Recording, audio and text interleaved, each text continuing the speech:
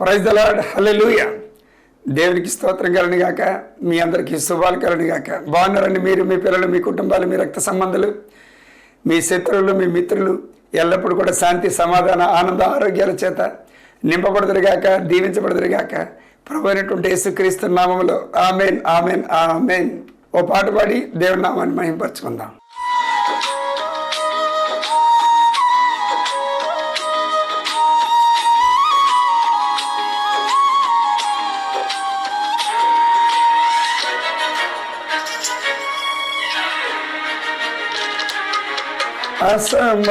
అసమానుడైన వాడు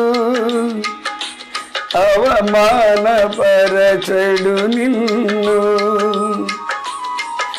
ఓటమి ఎరుగని మన దేవుడు ఓడిపోనివ్వడు నిన్ను. ఘన కార్యాలెన్నో నీకై చేసిన వాడు కష్టకాలమందు నీ చేయి విడిచున్నా. అసాధ్యములెన్నో దాటించిన నాథుడు శ్రమలో నిన్ను దాటిపోవునా. సియోను దేవుడే నిన్ను సిగ్గుపడనీయడు, కనికరపూర్ణుడే నీ కన్నీరు తుడుచును. సియోను దేవుడే నిన్ను సిగ్గుపడనీయడు, కనికరపూర్ణుడే నీ కన్నీరు తుడుచును.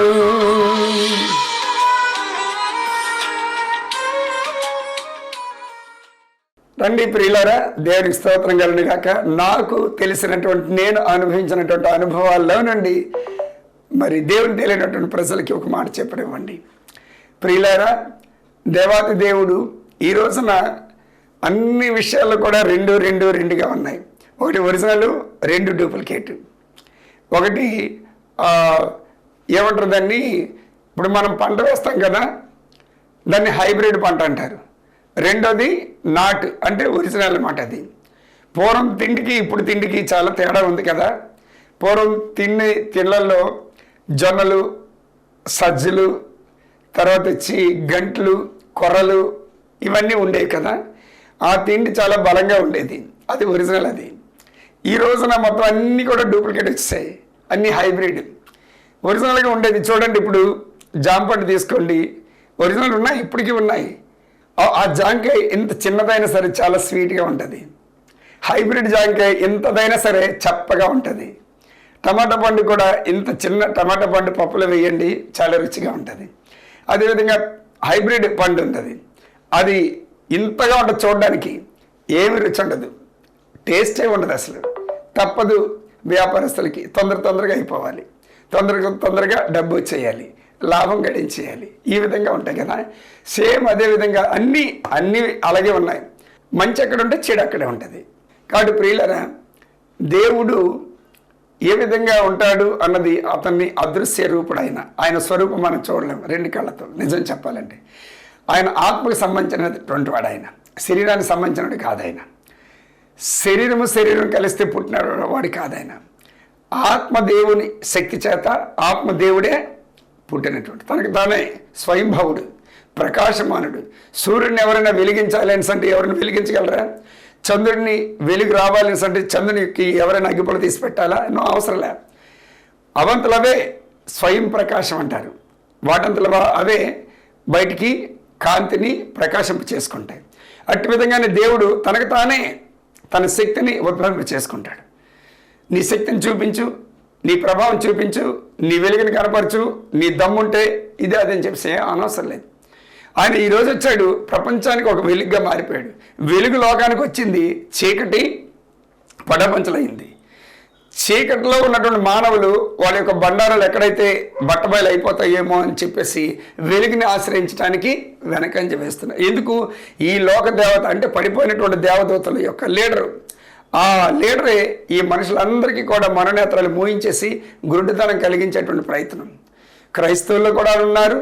అలాగే క్రీస్తును తెలియనటువంటి ప్రజల్లో కూడా అలాగే ఉన్నారు. కాబట్టి ప్రియులారా, ఈ మనుషులందరికీ కూడాను మనోనేత్రాలు వెలిగింపబడక సత్యమేదో అసత్యమేదో స్నేహితుడు ఎవరో శత్రువు ఎవరో, మంచేదో చెడేదో తెలియని పరిస్థితుల్లో అయోమయం అయిపోతున్నారు, కన్ఫ్యూజ్ అయిపోతున్నారు. అందుకని దేవుడు ఏమంటాడు, ఆయన వచ్చాడు, ఎన్నో కార్యాల ద్వారా తనకు తానుగా ప్రత్యక్షపరుచుకున్నాడు, ఎన్నో జీవితాలు మార్చాడు.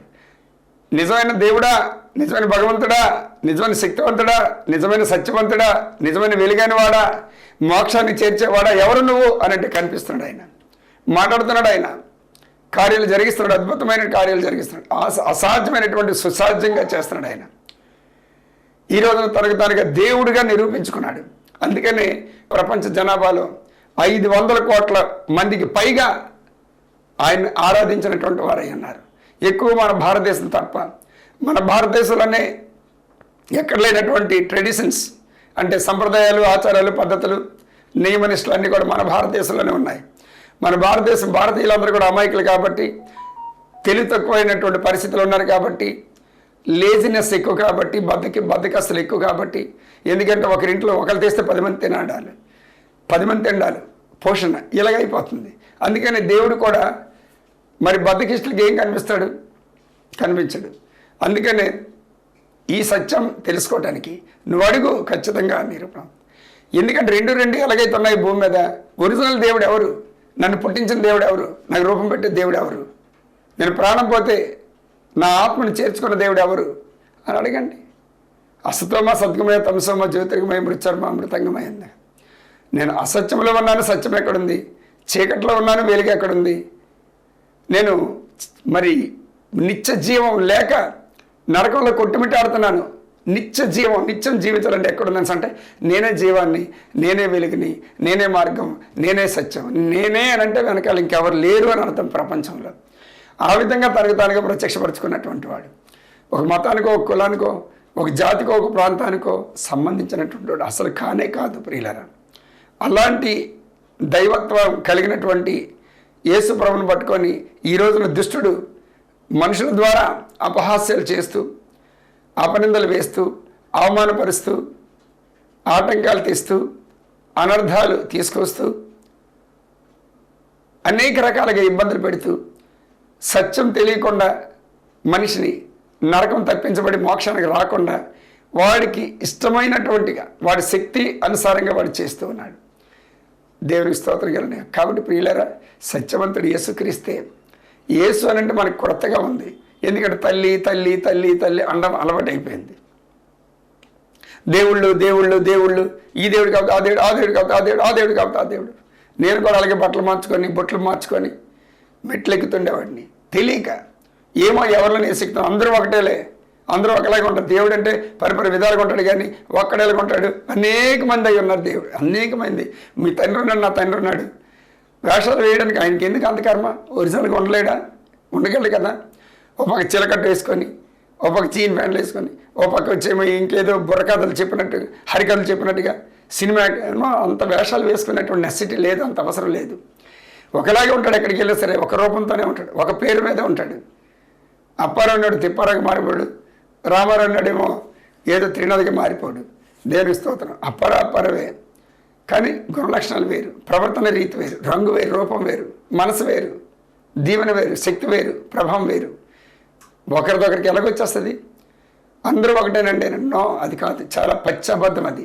నీ అనుమానం, అపోది, సాతాను అన్నటువంటి పైనుండి పడిపోయినటువంటి దేవదూతలే ఈరోజు నీ మతిని భ్రమింపచేసి నువ్వు పట్టుకున్నది 3 కాళ్ళు, నువ్వు పట్టుకున్న కుందేలకు 3 కాళ్ళు అనేటట్లు చేస్తున్నాడు. నరకాన్ని తీసిపోతున్నాడు, శ్రమలు రప్పిస్తున్నాడు, అవమానాలు, ఇబ్బందులు, కట్లు అన్నీ కూడా రప్పిస్తున్నాడు. పైకి ఎదగకుండా, అభివృద్ధి పరచబడకుండా, కష్టార్జితం అనిపించకుండా, ఆరోగ్యం చేత నింపబడకుండా, ఆనందం చేత పిల్ల పాపలతో ముందుకు సాగకుండా అడ్డుకోవడం వేస్తున్నాడు. కాబట్టి ప్రియులారా, యేసుక్రీస్తుని ఆయన మతాన్ని కాదు, మతం సంబంధించినది కాదు, ఆయన నిజమైన దేవుడు. తండ్రి చేసి ఇష్టపడండి. మీ వే ఆఫ్ థింకింగ్ అన్నది, మీ ఆలోచన విధానం అన్నది మార్చుకుంటే సరిపోయింది. మీ బొట్లు, మీ కాటుకలు, మీ గాజులు, మీ పువ్వులు ఆయనకి ఎందుకు? దేవుని స్తోత్రం కలను కాక. ఆయన ఎందుకు భయభక్తులు కలిగి లేకపోతే, ఈ బైబిల్ ఉంది, ఈ బైబిల్ మాట ప్రకారంగా, ఈ బైబిలే అతని మాట, ఈ బైబిల్ ప్రకారంగా కొనసాగపోతే నరకానికి మాత్రం ఖచ్చితంగా పోతాడు. అది 100కి 100 పాలు కూడా కరెక్ట్, 100కి 200 పాలు కరెక్ట్. అగ్నిలో పడి చేస్తాడు, చావడు, చస్తూ బతుకుతుంటాడు, కాలుతూ బతుకుతుంటాడు, గింజుకుంటూ బతుకుతుంటాడు, పెద్ద పెద్ద కేకలు వేసుకుంటూ బతుకుతుంటాడు. అది ఎవరు తప్పించలేరు. మోక్షరాజ్యానికి వెళ్ళాలేసంటే యేసుప్రభు కావాలి. నీ పాపాలు క్షమించాలనేసంటే యేసుప్రభు కావాలి. యేసుప్రభు మాట మీద నిలబడాలి. యేసుప్రభు పక్కన ఒక పక్క పెట్టి అందరూ ఒక దేవుడిలే ఒకటే లేని చేసి ఇటు పక్కంటే ఉన్నావు, నువ్వు వెళ్ళలేవు, ఏం చేయలేవు, నీకు దీవెన రాదు, ఆశీర్వాదం రాదు. ఆమె దేవుడి మాటలని మిత్రాలు మన హృదయం నేల మీద నాటింపచేసి ఆయన నీరు పసిపాడికి ఫలింపచేయని కాక వేస్తున్నాము. ఆమె ఆమె రండి ప్రియులరా, ప్రభుని ఎరిగినటువంటి వారికి వాక్యం చెప్పనివ్వండి. ఈ రోజున దేవుడు అపోస్తులుగా నడిపించుకున్నాడు, అనేకమైన కార్యాలు జరిగించుకున్నాడు. క్యాన్సర్ పేషెంట్స్ని హీల్ చేస్తున్నాడు, HIV పాజిటివ్ని విడిచిపెట్టిస్తున్నాడు, నా ద్వారా కార్యం జరిగించుకుంటాడు. బీపీలు, షుగర్లు, థైరాయిడ్లు, గ్యాస్ట్రిక్లు, PCODలు, బ్లడ్ వామిటింగ్స్ అని, బ్లడ్ క్యాన్సర్స్ అని, డెవిల్స్ అని, ఎంతోమంది పెద్ద పెద్ద దురాత్మ శక్తుల చేత పీడింపడుతున్నటువంటి వారందరికీ నా ద్వారా విడుదలిస్తున్నాడు దేవుడు. అనేకమైన ప్రాంతాల్లో తిప్పుతున్నాడు దేవుడు, మెసేజ్లు ఇప్పిస్తున్నాడు దేవుడు, చాలామందిని బలపరుస్తున్నాడు దేవుడు, మనోనేతరాలు వెలిగిస్తున్నాడు దేవుడు, ధైర్యంగా మాట్లాడుతున్నాడు దేవుడు నా ద్వారా. ఛాలెంజ్ పూర్వకంగా మేసం మీద చేయి వేసి, డంక మీద దెబ్బ కొట్టి, తొడ మీద దెబ్బ కొట్టి, ఆయన తప్ప వేరే దేవుడు లేడు అని చెప్పేసి ధైర్యపూర్వకంగా నాతో మాట్లాడుతున్నాడు దేవుడు. అనేక మంది ప్రజలు వాళ్ళ హృదయాల్లో ప్రభుని చేర్చుకుంటున్నారు. మత మార్పిడి కాదు ఇది, మతి మార్పిడి. జీవితానికి ఒక విధానం, జీవితానికి ఒక అర్థం, పరమార్థం ఏర్పాటు చేస్తున్నాడు దేవుడు. అడ్డంగా ఉచ్చారించంటే వారు సాతాను శక్తిని సంబంధించినటువంటి పిల్లలని అర్థం, సాతాను యొక్క అనుచరులు అని అర్థం. క్రైస్తవుల్లో ఉన్నారు, హైందవుల్లో ఉన్నారు, పాస్టర్స్లో ఉన్నారు, పాస్టర్స్ లేకపోయినటువంటి వారిలో కూడా పనిచేస్తున్నారు. జ్ఞాపకం చేసుకోండి. హల్లెలూయా, దేవుని స్తోత్రం కలుగును గాక. రండి వాక్యం చూసుకుందాం. 1:12 యోహాను 1:12 ఎందరైతే ఆయన యందు విశ్వాసం ఉంచుతారో వారందరికీ దేవుని కుమారులు అగుటకు ఆయన అధికారం ఇచ్చెను. హల్లెలూయా. ప్రియులారా, మనందరం మట్టి మనుషులమే, మనందరూ కూడా చనిపోయినటువంటి వారమే, మనందరూ కూడా చేతగానటువంటి వారమే, మనందరూ కూడా శక్తి లేనటువంటి వారమే, మనందరూ కూడా అజ్ఞానంతో సంబంధించినటువంటి వారమే. ఎవరు కూడా పెద్ద వీళ్ళు సూర్యులు ఎవరు కాదు. కానీ ఎప్పుడైతే నువ్వు తండ్రి గర్భం నుంచి పుట్టి రెండో జన్మ, ఎప్పుడైతే నువ్వు ఆత్మలో రెండో జన్మ ఎత్తుకున్నావో, ఆత్మలో పునరుత్థాన జన్మ ఎత్తుకున్నావో, ఆత్మలో రెండోసారి పుట్టావో, ఆ రోజునే యేసు ప్రభు నీలోనికి వచ్చేసాడు. ఆయన 2:38 అపోస్తుల కార్యాల ప్రకారంగా యేసు ప్రభు నీలోనికి ఎంటర్ అయిపోయాడు. నీకున్న మలినమంతా కూడా తీసుకెళ్ళిపోయాడు, శిలువలో బలి చేశాడు. నీకున్నటువంటి చీకటి అంతటినీ కూడా తీసేసి శిలువలో మంట గెలిపేశాడు. కాబట్టి ప్రభు ఎప్పుడైతే నీలోనికి వచ్చేసాడో నువ్వు బలవంతుడు అయ్యావు, నువ్వు జ్ఞానవంతుడు అయ్యావు ప్రభుని బట్టి, నువ్వు విమోచకుడు అయ్యావు ప్రభుని బట్టి, నువ్వు తెలివైన వాడివి అయిపోయావు ప్రభుని బట్టి, నువ్వు వెలుగైనటువంటి వాడివయ్యావు ప్రభుని బట్టి, నువ్వు లోకాన్ని ఉప్పైనటువంటి వాడివయ్యావు ప్రభుని బట్టి. ఒక మాట చెప్పనా, దేవుడే తండ్రి అని పిలవడానికి అధికారం ఇచ్చాడు ఆయన, అనుమతి ఇచ్చాడు ఆయన. ఒక మాటలో చెప్పాలంటే పెద్ద దేవుడు ఆయన, సృష్టికి పెద్ద కర్త. ఆయన మాటలో, ఆయన మాట ద్వారా సూర్యచంద్ర నక్షత్రాదులన్నింటినీ కూడా సృష్టించాడు. అలాంటిది ఆ తండ్రికి, ఆ దేవుడు అనేటువంటి ఆయనకి నువ్వు కూతురివి, నువ్వు కొడుకువి అయ్యావు. నాన్న అని పిలవడానికి అర్హత పొందుకున్నావు నువ్వు నేను. డాడీ అని పిలవడానికి నీకు నాకు అనుమతి దొరికింది. ఎవరిచ్చారు అది? సాక్షాత్తు పరబ్రహ్మ, నీకు నాకు రూపం పెట్టినటువంటి వాడు, నిన్ను నన్ను విమోచించినటువంటి వాడు, నిన్ను నన్ను విడిపించుకున్నటువంటి వాడు, నిన్ను నన్ను పరలోక రాజ్య వారసత్వం కొరకు ఈ లోకంలో నుంచి వేరుపరిచినటువంటి వాడు, నాన్న అని అంటే పలికినటువంటి వాడు. దేవుడు నాన్న అని పిలవసరం లేదు, లేదా దేవుడు నాన్న అని అంటే పలుకుతాడు. ఎందుకు పలకడు? నువ్వు మాట్లాడినాతో అంటే మాట్లాడతాడు. నాకు ఈ పని పెండింగ్లో ఉండిపోయింది, ఇది నువ్వు తొలగించు యేసుక్రీస్తు అనేటువంటి నామంలో అంటే తొలగించేస్తాడు. దేవుడు నాన్న నాకు ఈ కష్టం వచ్చింది తొలగించు, విడుదల చేయి అని అంటే ఖచ్చితంగా యేసుక్రీస్తు నామంలో నీకు విడుదల చేస్తాడు. నాకు అసాధ్యమైనవి అంటూ ఏమైనా ఉందా భూమి మీద అని అడిగాడు ఆయన. నేను సర్వ శరీరులకు దేవుడినై ఉన్నానని చెప్పి పాత నిబంధన గ్రంథంలో చెప్పాడు ఆయన. కొత్త నిబంధన గ్రంథం వచ్చేసరికి అందరికీ నేను నాన్ననై ఉన్నానని అన్నాడు ఆయన. అందరికీ నేను ఫాదర్నై ఉన్నాను. మీ బాబునై ఉన్నానని చెప్తాను ఒక మాటలో చెప్పాలంటే. అర్థం కాదండి ఈ మాట ఇలాగే మాట్లాడాలి. మీ అబ్బనై ఉన్నాను అంటాడు. గ్రంథం అంటాడు కదా, తండ్రి అబ్బా నాయన అని పిలవడానికి ఆయన మనకు అవకాశం ఇచ్చాడంట. కాబట్టి మనం ఎంత అదృష్టం చూడండి. ఎవరికి లేదు అదృష్టం, ఈ భూమి మీద ఎవరికి లేదు అదృష్టం. నీకు ఇచ్చాడు, నాకు ఇచ్చాడు. ఆయన కుమారులుగా కుమార్తెలుగా మనం ఈ భూమి మీద ఉండేటప్పుడు ఆయనకి మనం వారసులమై ఉన్నాము. వారసులమై ఉండేటప్పుడు పాత నిబంధన గ్రంథంలో ఉంటే చేతులు కట్టుకొని పనిలోకి ఉండేవాళ్ళం పాత నిబంధన గ్రంథం. కొత్త నిబంధన గ్రంథం వచ్చేసరికి ఇంట్లోకి వచ్చేసాం. ఎందుకు? మనం పనివాళ్ళం కాదు, పనిలో అయితే బయట నిల్చోవాలి. కొడుకులు కూతుర్లం కాబట్టి ఇంట్లోకి పర్మిషన్ వచ్చేసింది. ఇంట్లో ఫ్రిడ్జ్ నాదే, ఫ్రిడ్జ్లో ఉన్న చాక్లెట్లు స్వీట్లు హాట్లు అన్నీ కూడా నావే. బీరోలో ఉన్నటువంటి బట్టలు గిట్లు మొత్తం అన్నీ నావే. డబ్బు బంగారం వెండి వస్తువులన్నీ కూడా నావే. ఎందుకు? తండ్రివి. తండ్రికి నువ్వేమై ఉన్నావు? నువ్వు నేను కొడుకులు కూతుర్లమై ఉన్నావు. అంటే వారసత్వం తండ్రిదంతా మందే. ఎందుకు ఇంకా భయం చెప్పండి? అపవాది ఎత్తుకెళ్ళిపోతాడు, అపవాది తీసుకెళ్ళిపోతాడు. అపవాది నేను ముట్టుకోగలడా? దెయ్యంగా నన్ను ముట్టుకోవడానికి వాడికి అధికారం ఉందా? తండ్రి యొక్క నాన్నగారి యొక్క అధికారంలో మనం ఉన్నాము. వాడి అధికారం ఏం చేస్తారు చెప్పండి? ఉదాహరణ, చిన్న పిల్లలు డాడీ అనుకొని పరిగెత్తుకొని వచ్చేసి, మమ్మీ అనుకొని పరిగెత్తుకొని వచ్చేసి ఆ కాళ్ళు ముడుకుల దగ్గర పట్టేస్తారు. 2 చేతులతో అల్లుకుపోతారు. అటువంటి పరిగెత్తుకొని ఈ పిల్లలు తగులుతుంటారు కొట్టడానికి. ఎవరైతే పరిగెత్తుకొని వస్తున్నారో వీళ్ళ అమ్మని నాన్నని చూసి అలాగ ఆగిపోయి భయపడి వెనక్కి వెళ్ళిపోతారు. అవునా కాదా? సేమ్ అదే విధంగా సైతాన్ గారు కూడా నువ్వు ఎక్కడున్నావో, ఎవరి చాటునున్నావో, ఎవరి చేతుల్లో ఉన్నావో, ఎవరి చెంగి చేత ముయ్యబడ్డావో, ఎవరి కాపుదల నీకుందో, ఎవరి భద్రత నీకుందో అని చూస్తాడు, వెళ్ళిపోతాడంతే. అందుకనే ఆయన కూడా అంటాడు, మెలకు కలిగి ఉండండి ఇప్పుడు కూడా, స్పృహ కలిగి ఉండండి ఇప్పుడు కూడా. మెలకు అంటే స్పృహ. మనసు కలిగి ఉండండి ఇప్పుడు కూడా. మీ మనసులో ఇటువంటి గంతలేనివ్వకండి. ఒరిజినలే. దేవుడే నీ తండ్రి అంతే. అసలు యేసు ప్రభు దేవుడు అనడానికి ఎన్నో సంవత్సరాలు పడుతుంది నమ్మడానికి. ఇంకా దేవుడు అయిపోయింది తండ్రి అని నమ్మడానికి ఇంకెన్నో సంవత్సరాలు పడుతుందేమో అనుకుంటా. చాలా కష్టం కదా ఇది, చాలా కష్టం. దేవుడేంటి, మన తండ్రి ఏంటి? చదువుకి వెళ్ళిపోతాం.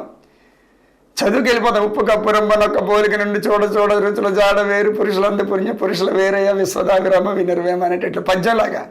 కానీ ఆ వాక్యంలో ఉన్న మాధుర్యం, ఆ మాటలో ఉన్నటువంటి ఆ మధురమైనటువంటి శక్తివంతమైన మాట మనం గుండెల్లోకి తీసుకోలేం, మన మనసులోకి తీసుకోలేం. ఏంటి మన మనుషులు ఏం చేస్తాం? ఈ బలహీనతలు ఇలాగే వెంటాడుతుంటే నో, నువ్వు బలవంతుడు అయి ఉన్నప్పుడు బలహీనతలు ఎందుకు నిన్ను వెంటాడుతాయి? నువ్వు వెలుగులోకి వచ్చేటప్పుడు ఇంకా చీకటి నీ చుట్టూ ఎందుకు ఉంటుంది? ఇంకా నువ్వు సత్యంలోకి వచ్చేటప్పుడు అసత్యం నిన్నేం చేయగలదు? పోరాడేది దెయ్యాలతోని పాపాలతోని మనుషులతో కాదు, నీ ఇరుగింటలతో పొరుగింటలతో కాదు, నీ రక్త సంబంధాలతో కాదు, నీ భార్య పిల్లలతో కాదు, మీ భర్త పిల్లలతో కాదు. పోరాడుతున్నది ఏంటంటే నీ బుర్రలో ఉన్నటువంటి ఆలోచన. మీ బుర్రతోనే పోరాడలేకపోతున్నారు. అప్పటికే ఉంటుంది, అప్పటికే అని అంటది. దాన్ని స్థిరపరచుకోవడానికి వాక్యం చదువుకోండి. అది స్థిరంగా ఉండాలంటే స్తుతించండి ప్రభుని. ఆ ఆలోచన స్థిరంగా ఉండాలంటే ఆయన చేసిన కార్యాలన్నీ జ్ఞాపకం చేసుకోండి. ఆయన గురించి ఎక్కువ సాక్ష్యాలు వింటూ ఉండండి. టెస్ట్ మనీస్ అని యూట్యూబ్కి వెళ్ళి కొడితే వచ్చేస్తే బోల్డ్ అని టెస్ట్ మనీస్ వస్తాయి. ఎంతోమంది జీవితాలు ఎన్నో విధాలుగా ఎన్నో కార్యాలు అవన్నీ వింటూ ఉండేటప్పుడు ఏముంది? అప్పుడు నీ హృదయంలో ఒక బలమైన నమ్మకం ఏర్పడుతుంది, బలమైనటువంటి ప్రభావం ఏర్పడుతుంది. అవునా, ఇంత దేవుడు, ఇలాంటి శక్తి కలిగిన దేవుడు నాకు తండ్రా, ఇలాంటి సృష్టికర్త నాకు తండ్రా, నాకు నాన్న, మా బాబా, మా అబ్బా పిలవడానికి. అబ్బా దేవుని స్తోత్రం కలిగి హల్లెలూయా, హల్లెలూయా. కుమారులు ఉన్నామంట. 5:23 యోహానులో ఈ కుమారుడికి ఏమి ఇచ్చేశాడు? సర్వాధికారం కూడా ఇచ్చేశాడు. యేసు ప్రభుకి ఏదైతే దేవుడు ఇచ్చాడో అదే మనకి ఇచ్చాడు. హల్లెలూయా. ఆయన మనలాగా మనిషే, ఇప్పుడు ఆయన మనలాగే మనిషి. 5:16 చూసుకోండి యోహాను సువార్తలో. యేసు ప్రభుని హింసించెను ఎవరు? యూదులు, శాస్త్రులు, పరిసయ్యులు, సద్దుకయ్యులు. అంటే ఎందుకు? మనిషిగా ఈ భూమి మీద జీవిస్తున్నాడనుక. ఎప్పుడైతే మనసులో దేవుడు ఉన్నాడు అని పట్టుకున్నాడో అప్పటి నుంచి కార్యాలు జరిగిపోయినాయి. నా తండ్రి నా లోపల ఉన్నాడు, నా తండ్రి నాతోనే ఉన్నాడు, నా తండ్రి నాలోనే ఉన్నాడు, నా తండ్రి నేను ఏకమై ఉన్నాము. యోహాను సువార్త 10:30, యోహాను సువార్త 12:45, యోహాను సువార్త 14:9. ఇవన్నీ చెప్తాను. అప్పుడు దుష్టుడు ముట్టుకోలేకపోయాడు. ఆ ఫీలింగ్స్ అన్నీ నీళ్ళని రావాలి. ఆ ఆలోచన విధానం అన్నది నీళ్ళని రావాలి. నీ ఆలోచన, నీ బుద్ధి, నీ జ్ఞానం అంతా కూడా నీ ఆలోచనలోనే ఉంటుంది అంతే. ఇప్పుడు కెమెరా ముందుకు షూట్ చేయడానికి ఎవరైనా షూట్ చేస్తారనుకోండి, హీరో రమ్మంటాడు హీరోని. నువ్వు హీరోలాగా 2 డైలాగులు చెప్పాయని అంటే, నాకు ఎందుకు వచ్చింది బతుకు నాయనా అనుకొని ఏడ్చుకొని మొహం పెట్టుకొని నువ్వు ఆ డైలాగ్ చెప్తే డైరెక్టర్ ఒప్పుకోడు. You are unfit for this situation, get out అని అంటాడు. ఫినిష్. అందుకని నువ్వు కొడుకంటే కొడుకులాగే ఉండాలి, రాజుగంటే రాజులాగే ఉండాలి. సృష్టికర్త కొడుకు. ఇప్పుడు కలెక్టర్ గారికి మనం కొడుకై ఉన్నాం అనుకోండి, అప్పుడు ఎలాగుంటుంది ఫీలింగ్స్? ఎవడనుకున్నా? మా నాన్న, మా డాడీ ఎవరనుకున్నా? కలెక్టర్, IAS ఆఫీసర్, జిల్లా కలెక్టర్. మా డాడీ చిటికేస్తే చాలు మొత్తం జిల్లాలోని అందరూ కూడా నన్ను మర్యాద ఇవ్వాల్సిందే. ఏ డిపార్ట్మెంట్ అయినా సరే వెళ్ళాల్సిందే, చేతులు కట్టుకొని నిలబడాల్సిందే మా నాన్న ముందు. అలాంటి అతనికి నేను కొడుకై ఉన్నాను. ఎంత ఆనందం, ఎంత సంతోషం. ఎవరనుకున్నారా? మా డాడీ సీఎం. ఎక్కడ సీఎం? రాష్ట్ర ప్రజలందరికీ కావలసిన ముఖ్యమంత్రి ఆయన. అలాంటి ఆయన నాకు డాడీ. ఆయనే మా డాడీ. ఎంత అద్భుతం చూడండి. మన ఫీలింగ్స్ మారితే మారవా? మన ఆలోచన విధానం మారుతుందా మారదా? మనం నడిచే విధానం మారుతుందా మారదా? ఆడే మాట తీరు మారుతుందా మారదా? మనకు వచ్చే గౌరవం వస్తుందా రాదా? ఎంతమంది ప్రజలు ఇస్తారా ఇవ్వరా? ఖచ్చితంగా ఇస్తారు. కానీ ముందు నీకు కావాల్సింది ఏంటంటే, నువ్వెవరవో, ఆ సృష్టికర్త నీకు ఏమై అవుతాడో, ఏమై ఉన్నాడో, నువ్వు ఆ సృష్టికర్తకి ఏమై ఉన్నావో అది గుర్తించే జ్ఞానం, ఆలోచించే ఆలోచన నీకు కానీ లేకపోతే అపవాదిగాడు చేస్తాడు, ఒక గుద్దుతాడు. వాడికి ఇచ్చేస్తున్న అధికారం. ఇంట్లో రారా బాబు నువ్వు నా కొడుకు రాని అంటే వద్దు, నేను దాసిని, కూలీని, పనిమారుడిని, ఎందుకు పనికిరాని, నేను మట్టిని, చెట్టుని, పొట్టని, రాయిని, రప్పని, పురుగుని, పందిని, కుక్కని, నక్కని అనేసంటే నువ్వు అక్కడే ఉండరు బాబు. అపవాదిగాడు అందుకుంటాడు. ఈ కుక్కలు, నక్కలు, పందులు ఇవన్నీ ఇంట్లోకి వెళ్తే కంపు వస్తాయి. అయ్యగారు, అయ్యా ఏసయ్యా, కంపు వస్తాయి లోపలికి వస్తే. ఇవన్నీ నేనే తీసుకెళ్ళిపోతాను అనుకోండి, తీసుకెళ్ళి మూట కట్టుకోండి. చాకలెట్లో బండకేసి పోతాయి. టిక్కు టక్కు ఇంకా అయిపోయినట్టే మన పని. ఎలా తెచ్చుకుంటున్నాం మనం? మన నోటి మాట ద్వారా. నీ నోటి మాట చిక్కబడుతుంది. నీ నోటి మాట ద్వారా చిక్కబడుతున్నావు. నీ నోటి మాట ద్వారా పట్టబడుతున్నావు. సామెతలు 6:2. కాబట్టి ఇచ్చేసుకుని మన ఆలోచన విధానం అన్నది అలాగే ఉన్నట్లయితే దేవుడు కూడా ఏం చేయలేడు. నాన్న ATM కార్డు ఇచ్చాను, డబ్బు ఇచ్చాను, అందులో వేసి నువ్వు నచ్చింది తీసుకో, ఖర్చు పెట్టుకోవాల్సి అంటే ఆ ATM కార్డు నీ జోబులో పెట్టుకొని, ఆ డబ్బుని బ్యాగులో పెట్టుకొని ఉంచుకుంటే ఏం లాభం? ఇచ్చిన దాన్ని సద్వినియోగం చేసుకోవాలి. గద్దించాలి. ప్రతిదీ కూడా అపవాదుని గద్దించాలి, జబ్బులు గద్దించాలి, వ్యాధులు గద్దించాలి, రోగాలు గద్దించాలి. మనకు వచ్చినటువంటి ప్రతి సమస్యను కూడా గద్దించాలి. యేసు నామములో పోతాయి అంతే. అంత అధికారం ఇచ్చాడు మనకి, అంత దీవెన ఇచ్చాడు మనకి. ఎందుకు? ఆయన తండ్రి అయ్యన్నాడు కనుక. ఎవరు? సాక్షాత్తు. ఇప్పుడు చూడండి, ఇప్పుడు మన వాళ్ళు ఉన్నారు, తెల్లారులు లేచిపోతారు, ఏదో పడి నోళ్ళు ఆ వాయిస్ దండ చేసుకుంటారు, శ్రమ దండ పెట్టుకుంటారు, శరీరం దండ చేసుకుంటారు, నిద్రను దండ చేసుకుంటారు. ఒకప్పుడు మనం కూడా అలాగే ఉండేవాళ్ళు అనుకోండి. ఒకప్పుడు మనం కూడా అలాగే పరిగెడుతుండేవాళ్ళే. ఇప్పుడు ఇక్కడికి వచ్చి కొత్త నీతి కబుర్లు ఆడుతున్నాం. కానీ అవునా? ఎప్పుడు కూడా బొట్టు జరగకుండా నామాలు 10 నామాలు ఏకంగాను నన్నే చూడాలి అందరూ. నా దగ్గర ఉంది మొత్తం ప్రపంచంలో భక్తి అంతా కూడా నా దగ్గర ఉంది. నేనే భక్తుడినో, నేనే పైకి వెళ్ళిపోతాను, నా అంతటో ఎవడు లేడని చేసి మనం కూడా ఎక్స్ట్రాలు ఓవరాక్షన్లు ఇస్తుండేవాళ్ళే. దేవుని స్తోత్రం కలిగా. అంటే తెలియక చేసినటువంటి ఆ భక్తిలో, తెలిసిన తర్వాత ఇప్పుడు ఆ భక్తిలో పావలవంతు కూడా మనం చేయలేకపోతున్నాం. అవునా? దేవుని స్తోత్రం. అలాగే ఉంటుంది మరి. అన్నీ మన కాళ్ళ దగ్గరికి వచ్చేటప్పుడు గుర్తించే జ్ఞానం లేకపోతే అన్నీ అలాగే ఉంటాయి. చీకు, చింత, బిగులు, బెంగ, భయము, భీతి, పిరికితనం, అజ్ఞానం, అవివేకం, అనాలోచన, అవిశ్వాసం, అవిధేయత అన్నీ కూడా అలాగే వచ్చేస్తాయి. అపోదగడు పెట్టిన ఇవన్నీ కూడాను. ఓకే, అలా ఉండకండి. తండ్రి దేవుడై అన్నాడు. ఆ దేవుడికి మనం ఏమై ఉన్నాం, మన ద్వారా కూడా కార్యాలు జరిగిపోతాయి. ఎక్కడ నడిచినా పరిగెత్తినా ఏం చేసినా సరే మన స్పృహ అంతా కూడా తండ్రి మీద ఉంటుంది. ఆ చిన్నపిల్ల తల్లి ఆ చిన్నపిల్ల మీదే ఉంటుంది మొత్తం తనుబంధం, మన సంతానం. ఎందుకు? చంటి పెట్టి కాబట్టి.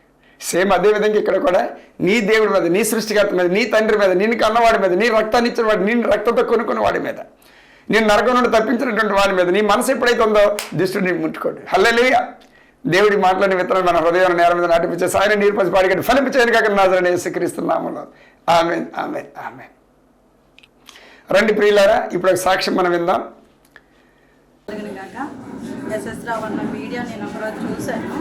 వీడియో చూస్తే మేము కాశ్మీర్ నుండి వచ్చేసాము.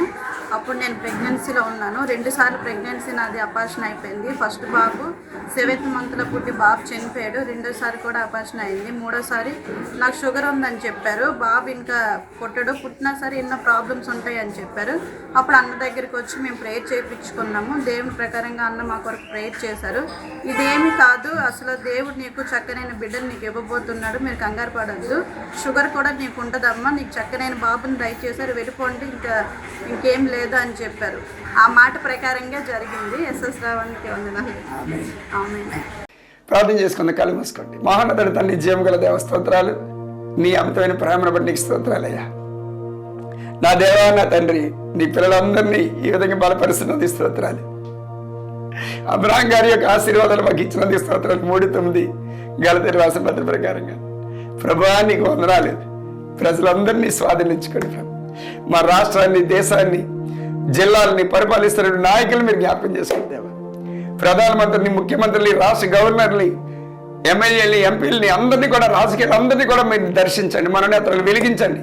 మీరే దేవుడు, నిజమైన దేవుడు, సృష్టికర్తని, నరకం తప్పించే దేవుడు అని వారికి తెలియజేయండి. మనోనేత్రాలు వెలిగించండి ప్రభు.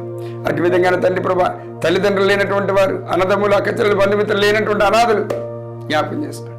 జాబులు లేనటువంటి వారికి జాబులు దయచేయబడి కాక, పిల్లలు లేనటువంటి వారికి పిల్లలు దయచేయబడి కాక, విడిపోయినటువంటి వారు కలుసుకొలుదురు గాక,